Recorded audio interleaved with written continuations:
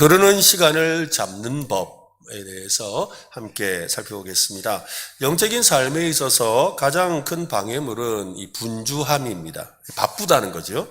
하루에 주어진 시간은 모든 사람에게 공평합니다. 시간만큼 평등한 것은 없지요. 대단히 높은 지위를 가진 사람이나 비천한 신분을 가진 사람이나 돈이 많은 재벌 그룹의 회장이나 구걸하는 거지나 모두 시간 앞에서는 평등합니다. 세상 모든 사람은 하루 24시간이라는 평등한 시간 속에 살아갑니다. 자기에게 주어진 시간을 어떻게 사용하느냐는 그 사람의 신분과 관심과 미래를 좌우합니다.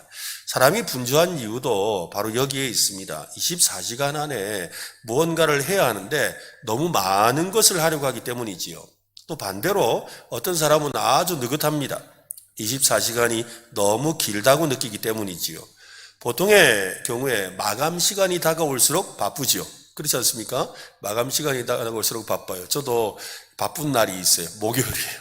저는 제 마음에 이 목요일이 제 설교에 마감하는 날이에요. 그래서 주일 설교를 목요일에 마감을 하거든요. 근데 제 스스로를 이렇게 마인드 컨트롤을 해가지고, 이 목요일 5시만 되면 마치 주일 토요일 밤 12시가 된 것 같은 불안함이 느껴집니다. 그래서 목요일 5시까지 설교를 마쳐야 돼요. 그래야지 설교를 원고를 탈고한 다음에 그 다음부터 설교를 읽거든요. 그래서 계속 읽으면서 다듬는 일을 하기 때문에 하지 않으면 불안해서 안 돼요. 그처럼 우리는 이제 뭔가 이렇게 마감 시간이 닥치면 막 마지막에 열심히 하는 경향이 있잖아요. 시험도 어떻게 해요? 닥쳐야 열심히 하죠. 그죠? 내일 시험이 있어야 열심히 하는 거예요. 뭐든지 좀 그런 경향이 있지요. 미루었던 일을 마무리하려니까 바쁠 수밖에 없습니다. 그리스도인은 시간의 경영자가 되어야 합니다. 시간의 경영자. 성경은 시간을 우리에게 다스리라고 말씀합니다. 에베소서 5장 15절 16절에 보면 그런즉 너희가 어떻게 행할지를 자세히 주의하여 지혜 없는 자같이 하지 말고 오직 지혜 있는 자같이 하여 16절 같이 읽겠습니다. 세월을 아끼라 때가 악하니라. 세월을 아끼라 라고 했어요. 이 아끼라는 이 표현은 시간을 아껴 쓰라 라는 말이 아닙니다. 주어진 환경 속에서 기회를 찾아서 그에 따르는 어떠한 희생과 대가를 치르더라도 그것을 놓치지 마라. 세월을 아끼라가 무슨 뜻이라고요? 세월을 놓치지 마라. 놓치지 말아야 된다는 거예요. 그러니까 흐르는 시간을 놓치지 말아야 된다는 거예요. 여러분, 세월을 아끼기를 바랍니다. 기회를 놓치지 말아야 됩니다. 가끔 커피숍이나 이 종이컵 같은 데 보면 이런 문구가 적혀 있죠. 카르페 디엠. 보신 적 있죠? 카르페 디엠이라는 커피숍도 있고 또 종이컵에 보면 그렇게 적혀 있는 경우도 많아요. 이 뜻은 현재를 즐겨라, 순간을 붙잡아라, 지금 이 순간을 즐겨라 이런 의미죠. 시간의 소중함과 현재를 충실하게 살아가는 그 삶의 자세를 강조할 때 자주 사용합니다. 삶이 아주 짧고 예측할 수 없으니까 미래를 걱정하거나 또 과거를 후회하기보다 이 순간을 최대한 의미 있고 보람차게 살아가라라는 그런 뜻입니다. 우리 그리스도인은 시간의 정직입니다. 정직이라는 것은 하나님 우리에게 시간을 맡기셨다라는 거죠. 누구도 우리가 시간을 만들어낼 수는 없습니다. 우리 모두는 하나님이 주어주신 그 주어진 시간 안에 살고 주어진 시간 속에 살다가 그죠? 주님께로 돌아가는 거예요. 하나님께서 맡긴 시간을 그래서 잘 관리하는 사람이 정직이죠. 하나님께서 주신 오늘을 소중히 여기고 그 안에서 하나님의 뜻을 이루며 우리는 살아가야 합니다. 하나님은 우리의 매일매일을 계획하셨습니다. 그 안에서 하나님께 영광이 되는 기회를 우리는 발견해야 합니다. 지금 주어진 시간 안에서 하나님의 사랑을 실천하고 감사함으로 충만한 하루를 살아가야 한다는 겁니다. 이를 위해서는 시간의 주인이신 하나님을 늘 의식하며 살아야 돼요. 여러분, 시간의 주인은 내가 아닙니다. 내가 하고 싶은 대로 하며 사는 게 아니에요. 시간의 주인은 누구시라고요? 하나님. 하나님이 우리에게 시간을 맡기셨어요. 맡기셨으니 반드시 그 시간에 대해서 결산하세요. 내게 맡기신 이 시간을 어떻게 사용했는지에 대해서 결산한다는 거죠. 여러분, 달란트의 비율을 시간의 비율로 바꿔보면 어떻게 되겠어요? 어떤 사람은 1달란트 1시간을 받은 사람이 있고 어떤 사람은 2달란트 2시간을 받은 사람이 있고 어떤 사람은 5달란트 5시간을 받은 사람이 있는 거예요. 각자 그 시간을 어떻게 사용했느냐에 대해서 하나님이 결산하신다는 거지요. 그러므로 우리는 주어진 시간 안에서 하나님의 사랑을 실천하고 감사함으로 충만한 하루를 살아야 합니다. 이를 위해서는 시간의 주인이신 하나님을 늘 의식하며 인식하며 살아야 합니다. 시간을 어떻게 보내느냐에 따라서 우리의 삶과 신분은 완전히 달라집니다. 우리는 다른 일을 하는 동안에도 하나님의 임재를 인식하며 살아야 합니다. 하나님의 임재를 인식하고 사는 사람은 하나님의 사람이지요. 그런데 그 시간을 세상을 위해 사는 사람은 세상의 사람이 되는 거예요. 그 시간을 마귀를 위해 살면 마귀를 위한 사람이 되는 거예요. 결국 그 시간을 내가 어떻게 사용하느냐가 나의 신분과 정체성을 드러낸다는 거지요. 하나님께만 집중하는 시간을 정기적으로 그래서 구별하여 드리는 습관을 길러야 합니다. 이것이 바로 하나님의 사람의 모습입니다. 우리 대부분은 온종일 곁에 두고 있는 각종 기기와 함께 살고 있지요. 우리 주변에 기계 아닌 것들이 없지요. 과거에는 나의 의지에 따라서 기계들을, 각종 기기들을 곁에 두거나 또 멀리 할 수도 있었어요. 지금은 나의 의지와 상관없이 모두 공존하고 있어요. 그죠? 마치 내 의지와 상관없이 공기가 존재하고 그 공기를 마셔야 살 수 있듯이 말입니다. 우리가 가진 이 기기를 모두 내버린다면 과연 하루를 제대로 살 수 있을지 의문이죠. 그렇지 않겠어요? 지금 만약에 여러분의 주변에 있는 모든 전자기기든 어떤 기기든 다 없애버리고 그냥 살아간다면 어떻게 되겠어요? 아마 힘들걸요? 그죠? 아주 힘들 거예요. 아주 힘들어요. 요즘에는 예전에는 그 학생들 수련회 하면 핸드폰을 좀 뺏어가지고 핸드폰 못 쓰게 하고 오직 시간 없이 이렇게 지내도록 또 시계도 뺏고 이래가지고 그냥 수련을 했던 적이 있는데 요즘은 그랬다가 그냥 다 민원이 들어가지고 난리가 나요. 안 돼요. 큰일 나요. 그죠? 큰일 납니다. 안 돼요. 안 돼요. 아니, 당장 집에서 전화 오잖아요. 전화 와가지고 전화 안 받는다고 전화하고 보통이 아니에요. 이게 어려운 거죠.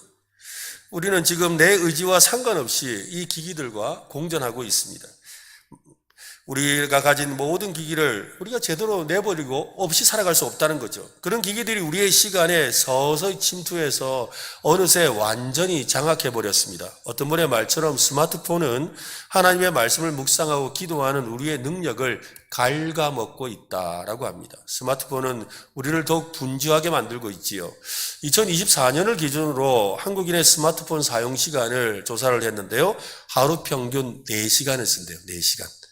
4시간이라는 게 꽤 많아요. 4시간이라는 게. 스마트폰만 보는 시간이 4시간이 된다는 거예요. 그러니까 깨있는 동안 중에 생각한다면 우리가 보통 깨있는 시간이 한 16시간, 그죠? 하루에 또 아니면은 16시간, 18시간, 요 정도 되잖아요?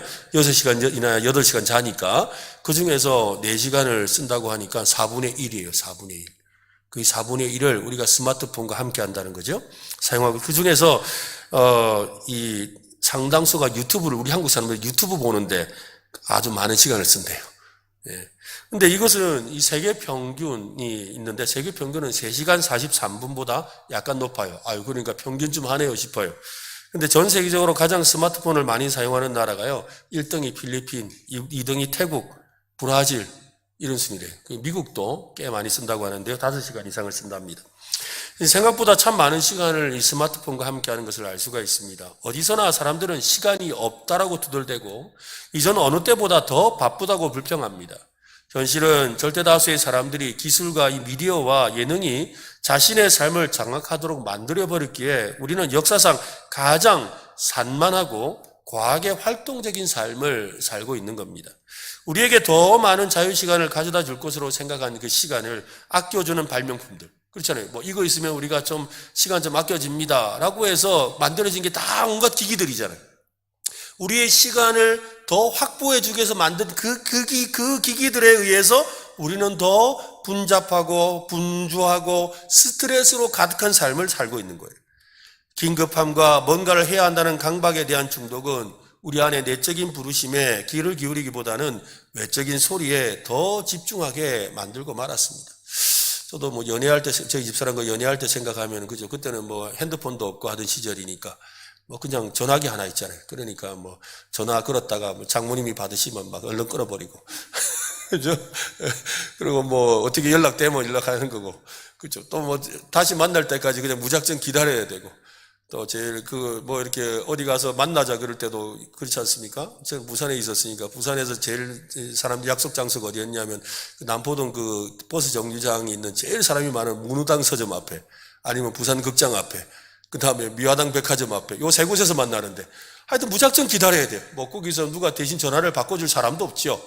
그냥 그렇게 기다리며 또 기다려야 하는 것이 삶이었는데 지금은 어떻게 해요? 바로 전화하잖아요. 그죠? 어디고? 하고 어떤 경우에는 뭐 위치 추적하고 확인하고 그래가지고 확인하는 이런 시대가 되어버리고 말았죠. 정말 우리가 그렇게 살고 있단 말이죠.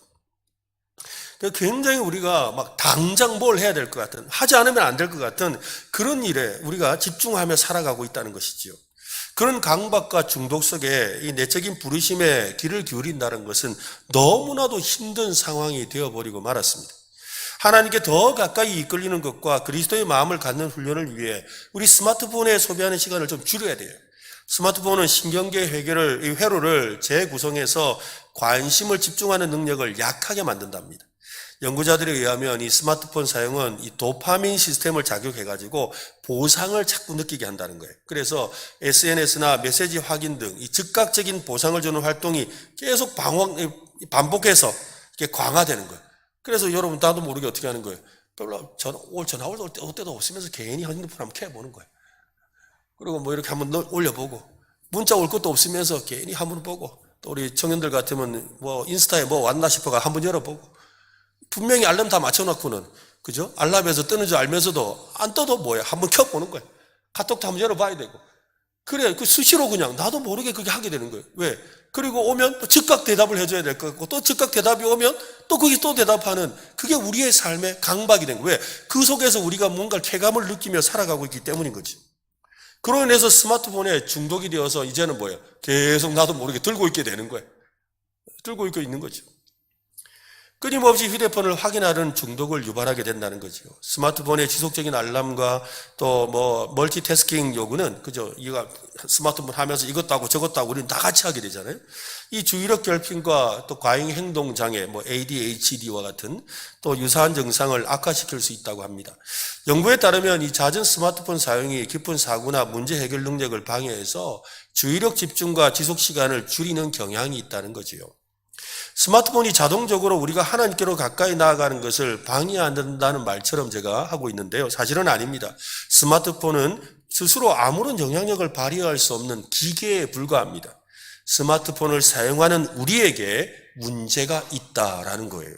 밝혀진 바에 따르면 스마트폰을 과도하게 사용하면 뭐 책을 읽거나 얼굴을 보며 길게 대화하고 뭔가에 집중해야 할 활동을 깊이 집중하도록 돕는 우리의 마음과 생각의 기술이 손상되는 거죠. 그래서 별로 이 사람과 대면 안 하고도 살 것 같이 되는 거예요.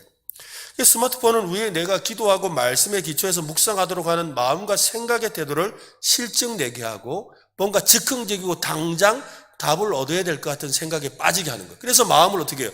조급하게 만들고 더 분주하게 만들고 있다는 거죠. 이 렌 사이크스라는 이분은 이 분주함으로 인해서 발생하는 5가지의 피해 영역을 이렇게 소개합니다. 첫째는 사랑과 수용의 분위기에서 영적이고 개인적인 발전을 위해 성소가 되어야 될 우리의 가정이 깨지고 있다는 거죠. 사실 그런 것 같아요. 저희 집도 이렇게 보면 한 번씩 식당 가서도 보면 설교 시간에 남 이야기 했는데 나중에 우리가 그러고 있더라고요. 네 사람이 앉아가지고 다 핸드폰 보고 있어. 얼굴 안 쳐다봐. 얼굴 안 쳐다보는 거죠. 여러분 아마 이번 명절에도 가족들 모여도 안 그러세요?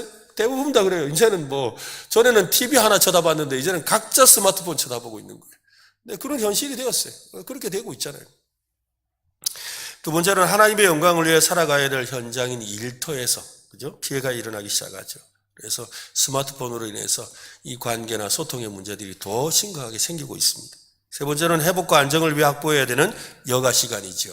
쉬어야 되는데, 쉬면 아무것도 안 해야 되는데, 쉬는 시간에 핸드폰은 있어야 돼. 다 놔두고도 핸드폰은 가져가야 되는 거예요. 이게 문제죠. 네 번째는 하나님께서 우리를 부르신 사명과 다른 사람을 위해 교회에서 섬기는 일이나 사역에 피해를 입고 있죠.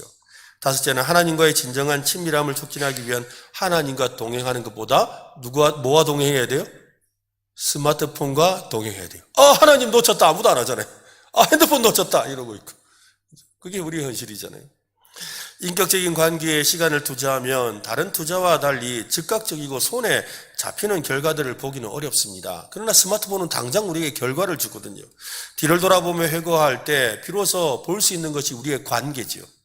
그러나 손에 잡히지 않는 투자는 반드시 필요합니다. 장기적인 안목에서 볼 때 당장 눈앞에 보이지 않는 투자가 결국 성장과 열매를 가져다 주는 거지요. 해답은 분주함으로 인해 발생하는 문제점에 대해 제대로 인식하는 데서 찾아야 합니다. 우리가 너무 분주하다는 거예요. 바쁜 일정과 전자기기들이 우리를 책임지게 내버려 두지 말고 우리가 그것을 책임져야 한다라는 것입니다. 여러분, 끌려다니지 말고 그를 경영하는 사람, 관리하는 자가 되어야 돼요. 여러분, 그렇게 되시기를 바랍니다. 그죠? 그래서 저는 제 스스로는 그렇게 생각해요. 내가 이 어떤 일에 아니면 어떤 물건에 어떤 관심사에 중독이 되어 있는지 안 되어 있는지를 판단하는 기준이 뭐냐면 당장 끊을 수 있는 거예요. 당장 끊을 수 있는가. 그것이 없이 내가 얼마나 살아갈 수 있는가를 생각해 보죠. 여러분, 지금 이렇게 핸드폰이든 아니면 내가 관심 있는 취미든 내가 좋아하는 어떤 물건이든 그것을 내가 다 끊고 나서 내가 얼마나 살 수 있는지를 보는 거예요. 그게 바로 중독이 되어 있는지 안 되어 있는지를 알 수 있는 방법이죠. 지난 명절에 하루 제가 이렇게 집에서 이제 아침에 설교 준비를 이제 명절에도 계속 이제 다음 주 특세 설교 준비를 해야 되니까 이제 아침에 설교 준비하고 집에 와서 이제 좀 쉬면서 앉아 있는데 계속 힘이 없는 거예요. 하루 종일 힘이 없어. 아니, 집에서 이렇게 쉬는데 왜 이렇게 힘이 없지? 이상하다 그랬어요. 그러다가 저녁에 한 6시쯤 돼서 여보, 아무래도 힘이 이렇게 자꾸 없는데 왜 그럴까? 이러는데 깨달음을 줬어요. 커피를 안 마셨어요. 그래가지고 그 시간에 저녁에 커피를 한잔 하러 앞에 동네 가서 커피를 한 잔 사서 먹었는데 먹고 나니까 정신이 번쩍 들더라고요. 제가 알았지. 커피 중독이구나. 그죠? 우리는 뭔가에 이렇게 중독되어 있는데 그것을 끊으면 어떤 일이 생긴단 말이에요. 그렇죠? 근데 그것을 내가 견뎌낼 수 있으면 중독이 아니에요. 그런데 그걸 못 참으면 내가 중독되어 있는 거예요. 그게 문제라는 거죠. 우리가 그 일에 대해서 자유롭지 않다는 것을 보여주는 거죠. 그러므로 우리는 의식적으로 하루 혹은 한 주간의 일정 속에 규칙적으로 심과 반성의 시간을 잡아야 됩니다. 그래서 하나님께 좀 집중하면서 다른 것을 끊어내는 이런 훈련이 우리 속에 필요하다는 거죠. 하나님과 보내는 시간은 절대로 낭비하는 시간이 아니라는 사실을 우리는 알아야 합니다.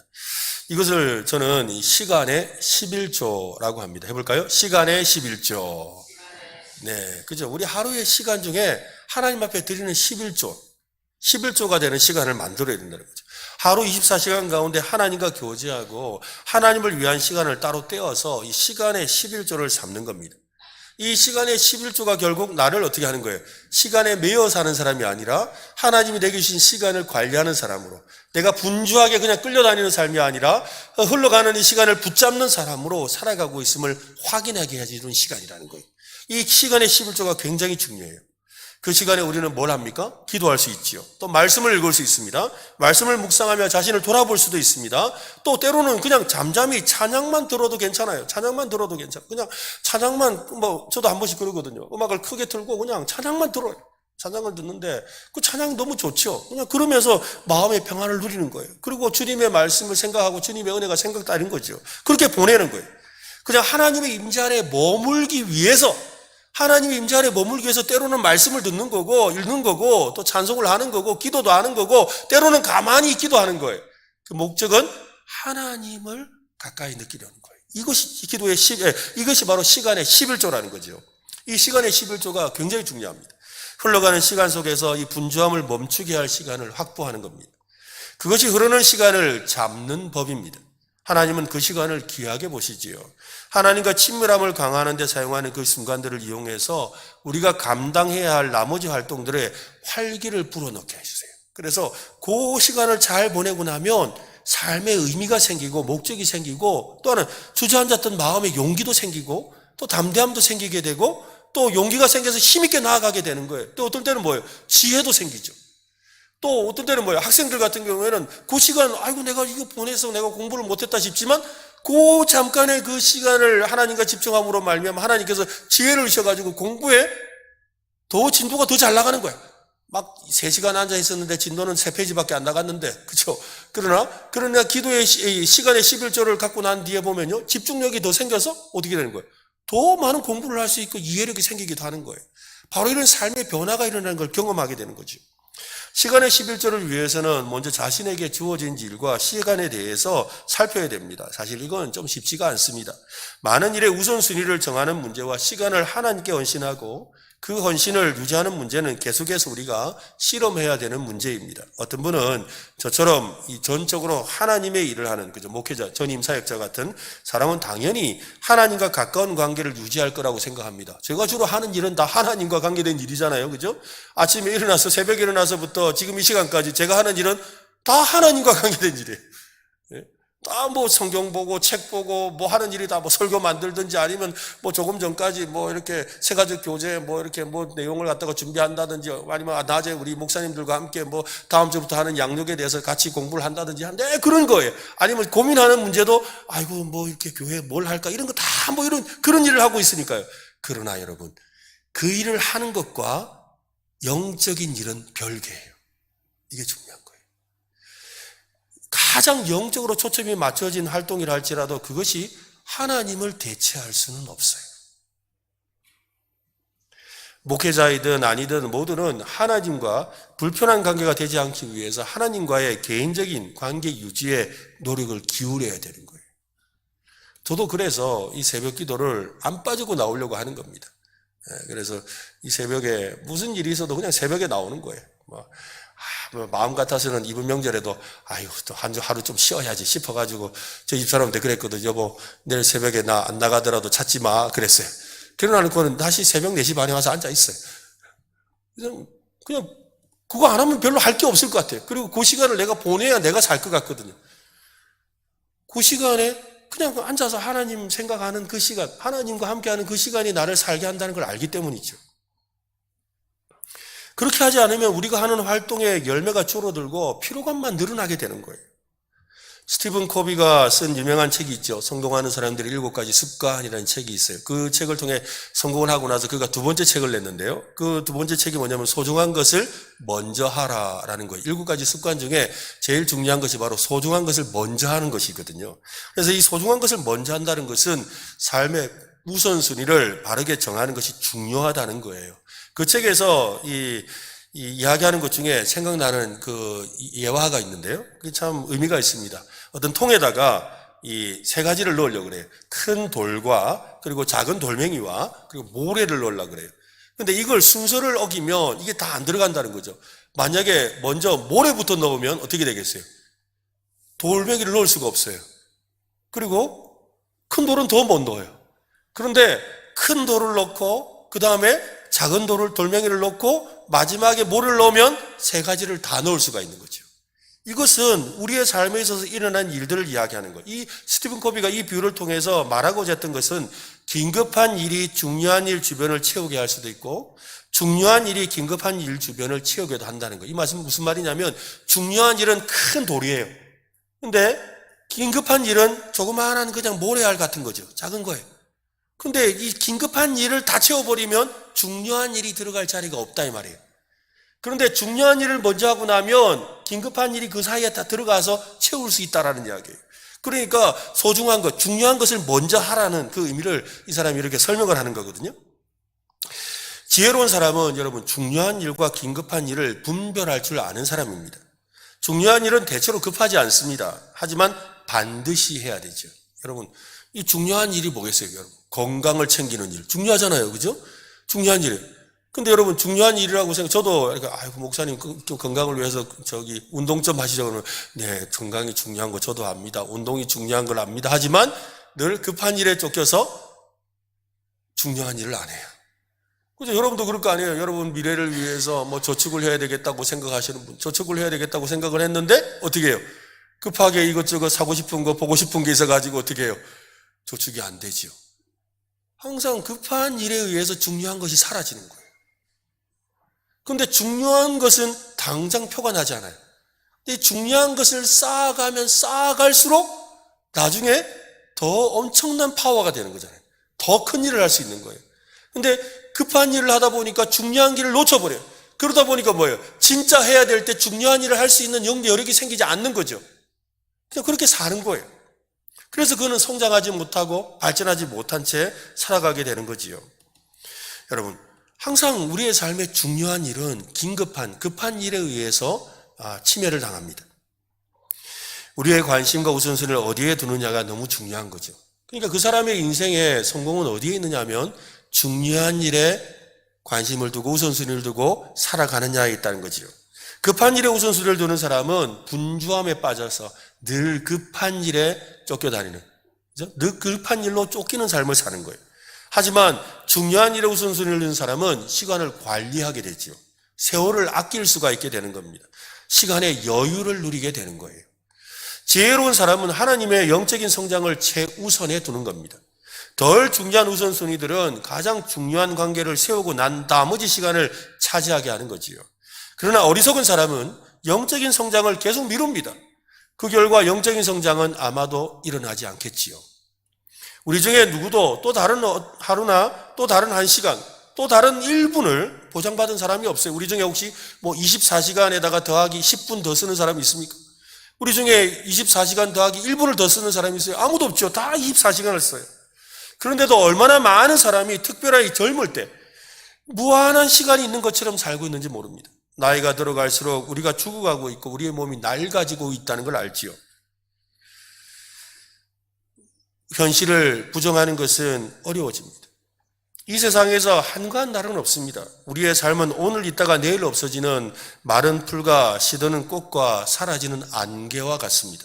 시편 기자는 그래서 이렇게 노래했지요. 우리가 읽었지요. 시편 90편에 보면 우리의 연수가 70이여 강건하면 80이라도 그 연수의 자랑은 수고와 슬픔뿐이요 신속이 가니 우리가 가나이다. 누가 주의 노여움의 능력을 알며 누가 주의 진노의 두려움을 알리까? 우리에게 우리날 계수함을 가르치사 지혜로운 마음을 얻게 하소서. 우리는 이 땅에서 제한된 시간을 가지고 살아가고 있습니다. 만약 오늘 내 인생의 마지막 날이라면 여러분 어떻게 되겠습니까? 오늘이 만약 내 인생의 마지막 날이라면 말입니다. 우리가 살아갈 날이 제한되어 있는 것을 아는 것은 우리의 영혼에 대해서 더 마음을 쏟게 만들겠죠. 만약에 여러분 오늘 하루 지금 이 저녁에 이것이 끝나는 인생이라고 생각한다면 여러분에 있어서 제일 중요한 일을 하게 될 거예요. 그렇지 않겠습니까? 그냥 사소한 일에 내 시간을 허비하지 않을 거예요. 제일 가치로운 마지막에 해야 될 일이 뭔지를 생각하게 될 거예요. 우리가 아는 영혼에 대해서 더 마음을 쏟게 하고 그렇게 살아갈 수밖에 없는 거지요. 어떻게 그런 마음의 태도를 그렇다면 우리의 일상에서 유지할 수가 있습니까? 그것은 바로 죽음을 늘 생각하는 겁니다. 정확하게는 인생의 종점을 생각하는 거지요. 그래서 또 한 가지 또 유명한 말이 있죠. 메멘토 모리 해볼까요? 메멘토 모리. 네, 메멘토 모리라는 것도 라틴어인데요. 죽음을 기억하라. 죽음을 명심하라. 늘 죽음을 생각하며 살아라는 거죠. 인간의 유한성과 죽음의 필연성을 상기시키는 고대 로마에서 유래한 철학적인 문구입니다. 근데 이 성경의 지혜자도 죽음에 대해서 늘 생각할 것을 권면하지요. 전도서 3장에 보면 범사에 기한이 있고 천하 만사가 다 때가 있나니 날 때가 있고 죽을 때가 있으며 심을 때가 있고 심은 것을 뽑을 때가 있으며 죽일 때가 있고 치료할 때가 있으며 헐 때가 있고 세울 때가 있다. 죽음을 생각하는 것은 우리의 방향을 재조정하게 하는 나침반을 보는 것과 같습니다. 내가 가는 방향, 내가 서 있는 곳이 어디인지 확인하는 나침반처럼 죽음도 우리 인생의 나침반 바늘이 되어주는 거죠. 그래서 내가 죽는 것이 저기지라고 늘 방향을 생각하며 내 그 방향으로 내가 가고 있다는 사실을 알고 사는 거예요. 여러분 방향 감각 상실이라는 말을 들어보셨죠? 낯선 곳이나 실내에 있으면 그죠? 방향 감각을 잃어버려가지고 동쪽이 어딘지 서쪽이 어딘지 막 헷갈린단 말이죠. 그런데 여러분, 이 위치 감각 상실도 있어요. 자신이 어디에 있는지 혼란스러워하는 그런 상태가 있지요. 분명히 내가 지금 교회에 있는데 교회에 있는 것 같지도 않은 그런 생각이 들 때가 있는 거예요. 영화에서 자주 등장하는 상투적인 장면이 있지요. 누군가가 심각한 부상에서 자다가 깨어나가지고 그러죠. 여기가 어디예요? 이러면 묻는 거예요. 여기가 어디예요? 라고 묻지요. 또 시간의 방향 감각 상실도 있을 수 있습니다. 어느 날 아침 낯설고 아주 몽롱한 상태로 깨어나서 오늘이 며칠인지 기억해내는데 한참 걸리는 거예요. 오늘이 며칠이지? 오늘 무슨 요일이지? 생각이 안 나는 거예요. 그런 날이 있잖아요. 그죠? 아무 치매가 온 것도 아닌데 갑자기 오늘 무슨 요일이야? 오늘 몇 날이지? 이러면서 막 헷갈린단 말이죠. 제가 부목사 시절에 이 새벽 기도에 나가는 거, 지금이야 새벽 기도 이렇게 잘 나오지만 부목사 때는 참 어렵더라고요. 예, 젊다 보니까 늘 이렇게 밤에 늦게 자기도 하고 또 이렇게 뭐 하고 싶은 일도 많다 보니까 새벽에 일어나는 게 참 힘들어요. 그래서 저는 우리 부목사님들 그렇게 잘 안 나오는 거 별말 안 합니다. 제가 그렇게 살았기 때문에 다 때 되면 평생 해야 되기 때문에 그냥 두는데, 여러분 부목사 시절에 새벽 기도 이렇게 늘 하려고 하는데 긴장해야 돼요. 특히나 설교가 있는 날 굉장히 긴장을 하고 자죠. 왜냐하면 깜빡 졸면 설교 빠뜨리면 아이고 그때부터는 막 목사님 보기가 두렵고 이렇거든요. 그래서 한 번도 이렇게 설교를 빠뜨린 적은 없습니다만 늘 긴장을 해요. 한 번은요 이렇게 오후에 좀 와서, 그때가 아마 토요일이었던 것 같은데 토요일 날 일찍 퇴근을 해서 이렇게 너무 피곤했는지 잠깐 이렇게 낮잠을 들었어요. 낮잠을 들었는데 자다가 눈을 번쩍 떴는데 또 보니까 시계가 5시인 거예요. 놀래가지고 옷을 입고요 막 후다닥 나갔어요. 막 나가면서 놀래가지고, 왜냐하면 다음날 설교였거든요. 제가 새벽 설교, 그래 5시 새벽 설교인데 5시 옷을 입고 막 나가는데 갑자기 저희 집사람이 그래요. 아내가 어디 가려고요? 그래요. 아니 늦었다고, 내 지금 새벽 기도 오늘 설교야, 내가 나가야 돼. 그러니까 여보 오후 5시인데요. 네? 세상에 그냥 5시라는 시간만 보고 그걸 또 날도 어둑어둑 하니까는 제가 새벽인 줄 착각하고 막 옷 차려입고 나가다가 그때 정신이 번쩍 들어. 근데 그 뒤로도 아직 정신을 못 차리겠더라고요. 여러분도 그런 경험 있으시잖아요. 시간에 대한 방향 감각을 상실한 겁니다. 시간적 방향 감각 상실이 근본적인 문제인 상황에서도 우리는 여기가 어디지? 라고 묻지요. 근데 정확한 질문은 여기가 언제지? 라입니다. 죽음은 우리의 시간적 방향 감각 상실에서 깨어나게 하는 소중한 선물이 되는 거예요. 중세의 성자로 알려진 이 성 베네딕토 수도원들, 그죠? 이 수도원 사역을 했던 이분은 자신이 세운 수도원에서 이런 규칙을 만들었습니다. 날마다 죽음을 당신 눈앞에 두라. 날마다 죽음을 너의 눈앞에 두고 살아라 라고 이야기했다는 거예요. 필립 드 샹파뉴라는 화가가 있어요. 이 사람은 17세기에 이 베네딕토의 이 조언을 환기하는 유명한 그림을 그렸습니다. 그 작품의 이름은 허무인데요. 실제 영어로의 그 작품 이름은 해골이 있는 정물이에요. 한번 사진 한번 보여주세요. 예, 저 사진이. 저 그림을 그린 거예요. 저기 작품이 되려나 싶은데, 근데 저게 작품이래요. 가운데 텅 빈 눈으로 노려보고 있는 해골이 있고, 왼쪽에는 이미 뽑혀서 죽어가는 튤립이 생기를 빛내고 있고, 오른쪽에는 시간의 흐름을 보여주는 모래시계가 놓여져 있습니다. 이 그림의 메시지는 분명하죠. 당신의 날을 계수해라. 죽음을 당신 앞에 두라는 거예요. 그러니까 저 꽃도 곧 시든다. 저 시계 보이니? 저 시계가 곧 멈춘다. 그리고 너는 해골 바가지가 된다. 죽는다. 이걸 이야기하는 거예요. 사무엘 존슨이라는 분을 말합니다. 선생님, 틀림없습니다. 어떤 남자라도 2주 후 교수형에 처해진다는 것을 알면 그는 마음을 훌륭하게 집중할 겁니다. 윌리엄 로우라는 유명한 영성학자는 만약 사람들이 딱 오전 반 더 살 수 있다는 사실을 알게 된다면 그 삶이 어떻게 변할 것인지 상상해 보십시오 라고 했습니다. 무슨 말입니까? 죽음은 우리에게 주어진 시간을 집중하게 한다 이거지요. 집중하게 해요. 어떤 사람이 자살하려고 미시시피 강의 다리에 뛰어내리려고 할 때 시간이 느려지는 것을 경험했대요. 그는 자살하려고 미시시피 강에 뛰어내렸다가 그러니까 강에서 뛰어내렸다가 목숨을 건진 사람이 딱 2사람인데 그 중에 한 사람이 자기라는 거예요. 근데 뛰어내리는 순간에, 내리는데 물로 이렇게 떨어지는 순간 그 짧은 시간에 자기가 생각이 들었대요. 자살하는 이거는 죄구나. 하나님께 큰 벌을 받겠구나. 순간 생각이 들었대요. 그래서 물속에 떨어지면서 예수님 도와주세요 했대요. 근데 정말 기적과같이 그가 살아남은 거예요. 그래서 살아남은 거죠. 그래서 그때 일을 생각하면서 자기가 돌아보니까요. 정말로 저 다리에서 떨어지는 이 시간이 길어야 1초, 2초밖에 안 되거든요. 근데 그 1초, 2초 되는 그 시간이 무장정 길었다는 거예요. 자기한테는 엄청나게 긴 시간처럼 느껴져서 별의별 생각이 다 들고 심지어는 예수님 도와주세요까지 했다는 거죠. 그죠? 떨어지면서 내가 이렇게 죽으면 지옥 가는구나부터 해가지고 예수님 찾아야지 하고 그 모든 것이 다 생각나는 시간이었다는 거예요. 이 생각의 속도가 실제로는 그만큼 빠르다는 의미인데 어찌되었건 그러나 그렇게 생각이 많았다는 거예요. 그러면서 이 시간이 불과 1초, 2초의 시간이었는데 엄청나게 길게 느껴졌다는 거지요. 사실 저도 그와 비슷한 경험을 한 적이 있습니다. 오늘처럼 이렇게 비가 많이 오는 날이었는데요. 고속도로를 운전해 가다가 저희 가족들이 다 타고 있었는데 그때 뭐 젊을 때였죠. 30대였을 때니까. 이 운전해 가는데 비가 너무 들이치는데 옆에 이 트럭이 이렇게 자꾸 물보라를 치니까 안 되겠더라고요. 그래가지고 그 물보라 치는 트럭을 추월하려고 마침 이 터널이 나오길래 그 터널에서 막 빨리 달려가지고 추월을 했어요. 추월을 했는데 그 터널 안이 길었는데 터널 안이 깨끗하게 말라 있었어요. 그리고 바깥에는 비가 오고 있고. 근데 이제 터널 안에서 추월을 하다 보니까 속도를 좀 낸 거죠. 그래서 터널 밖으로 나갈 때 비도 오고 하니까 속도를 줄인다고 브레이크를 밟았는데 근데 이 브레이크를 밟는 순간 이 장력에 의해 가지고 빗길에 미끄러진 거예요. 그래가지고 세상에 100km 넘는 자동차가 그냥 2바퀴 반을 돌고 섰어요. 거의 하나님 은혜로 살았어요. 아마 목사 계속 하라고 하면 살려주신 것 같아요. 근데 2바퀴 반을 돌고 서는데 그때 저희 집사람이 그 같이 타고 있었는데 그 얼마 전에 그 TV에서 뭐 사고 나는 이런 내용을 봤는데 빗길에 이 브레이크를 밟지 마라라는 그런 내용을 본 거예요. 그래서 그 잠깐 차가 이렇게 돌고 있는 그 시간, 이게 길어봤자 이거 진짜 2초, 3초밖에 안 되는 그 시간 동안 저희 아내가 뭐라고 그러냐면 여보 브레이크 밟지 마세요 그랬어요. 그 저는 안 밟았다 했지만 밟고 있어요. 그러고는 뭐예요? 그리고 와 죽는구나. 생각을 하는데 이 도는 이 시간이요. 정말로 한 몇 분 되는 것 같더라고요. 굉장히 길게 느껴졌어요. 이게 희한한 경험이었어요.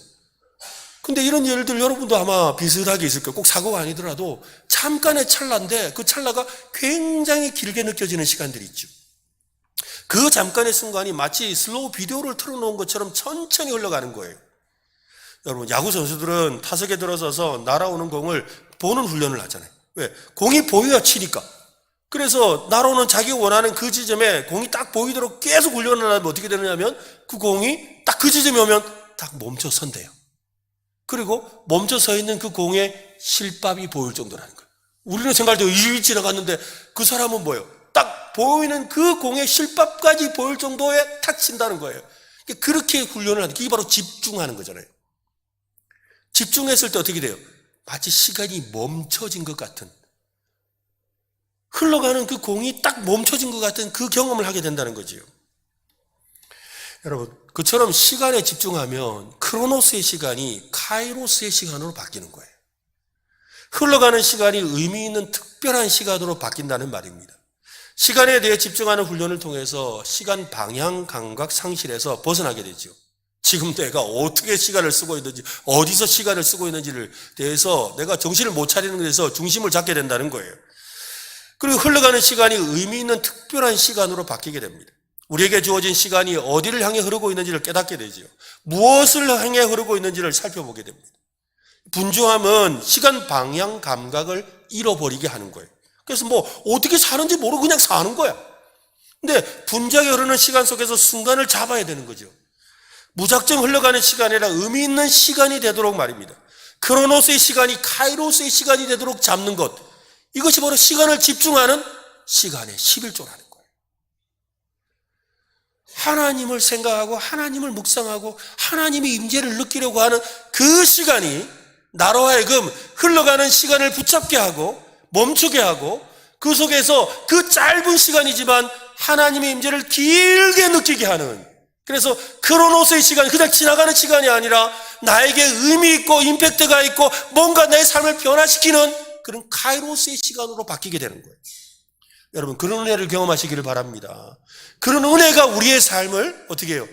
윤택하게 하고 그런 은혜가 우리를 더욱더 하나님 앞에 진실하게 살아가게 하고 그런 이 카이로스의 시간을 통해서 우리는 우리의 믿음이 자라게 되는 거예요. 그리고 하나님을 만나는 기쁨을 누리게 되는 거예요. 그때 우리는 하나님을 집중하게 되고 우리 예수님을 집중하게 되는 거지요. 긴 시간이 아닙니다. 여러분 하루에 몇 분이라도 여러분 집중해 보시기를 바랍니다. 토마스 켈리라는 사람은 중심 대신 그리스도로부터 살아가는 삶은 여유 있는 평안과 능력의 삶이다 라고 했어요. 그런 삶은 단순하다. 그런 삶은 안정되어 있다 라고 했어요. 우리는 분주함에 사로잡혀서 미쳐 날뛰듯 살아갈 이유가 없습니다. 우리의 작은 하루가 마무리될 때 우리는 평안함을 누리는 길이 있습니다. 흐르는 시간 속에서 주님을 만나고 주님과 함께하는 시간을 잡을 수 있기를 바랍니다.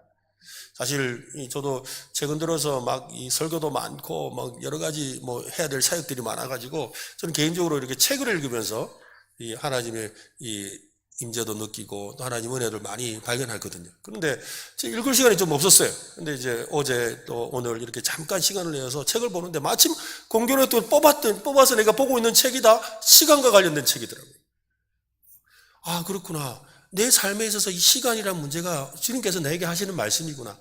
그리고 또 오늘 아침에도 기도하는데 그런 마음이 주시고 오늘 어떤 저녁에 말씀을 우리가 나눌까 하는데 바로 그 내용이라는 거죠. 오늘 우리에게 지금 필요한 말씀이 바로 이 분주한 시간 속에서 어떻게 시간을 붙잡고 그 시간을 붙잡아서 하나님의 임재를 경험하고 그래서 그 하나님의 임재로 말미암아 하나님을 향한 그 방향 감각을 상실하지 않고 시간 방향 감각을 잃지 않고 살아가는 방법을 얻는 것. 이것이 우리의 삶을 낙오하지 않고, 그죠? 방황하지 않고, 또한 우리가 좌절하지 않고 살아갈 수 있는 방법이 된다는 거예요. 오늘 이 은혜를 여러분 경험하시기를 바랍니다. 그래서 오늘 이 저녁에 우리가 나온 거죠. 오늘 저녁에 우리가 나온 이유도 바로 여기에 있는 거예요. 나와서 뭐 하는 거예요? 우리가 지금 흘러가는 시간을 잡고 있는 거예요.